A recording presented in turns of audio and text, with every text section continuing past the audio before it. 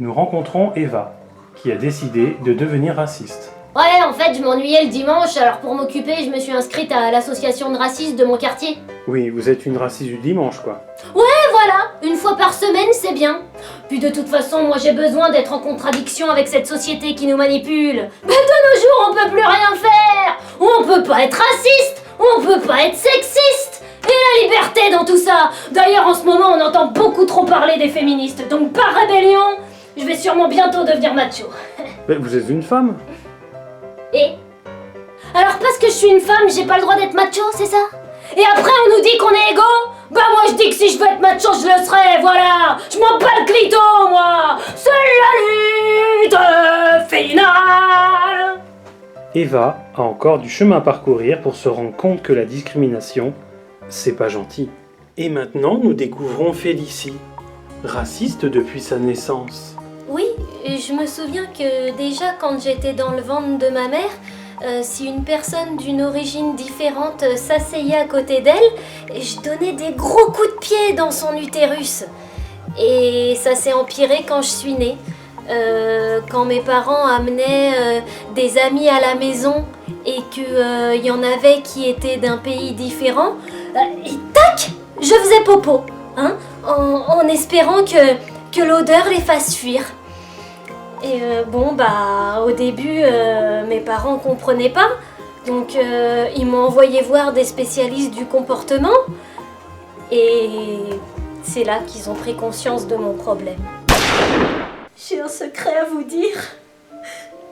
Je vois des étrangers partout. Aujourd'hui, pour fuir son problème, elle va passer un moment de détente à la campagne. Je comprends pas ce qui va pas chez moi. J'accepte pas la différence entre humains.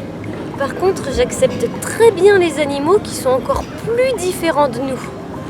Donc j'espère qu'un jour j'y arriverai avec mes semblables. Félicie fait de gros efforts pour s'en sortir, en développant par exemple son autodérision.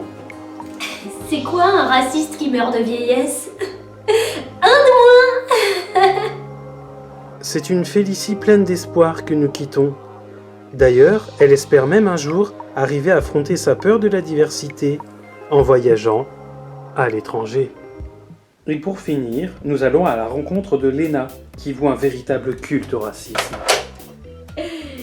Tout à fait. En fait, je suis raciste depuis 3 ans. Et comme ça me plaît vraiment, je continue. Mais j'ai eu du mal au début, parce que y a tout un tas de comportements méprisants à respecter pour être une bonne raciste.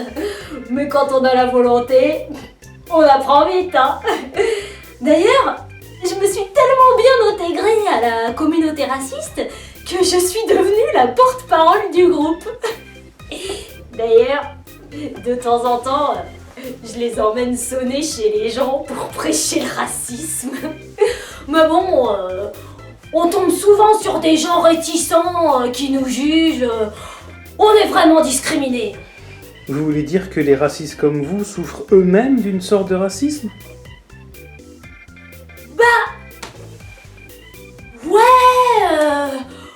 On n'est pas très bien accepté. Surtout par les gens envers qui on est raciste. Ceux-là, quand on sonne chez eux, ils nous accueillent très mal à chaque fois. Ils savent pas recevoir. À chercher le droit chemin, Léna a fini par se perdre.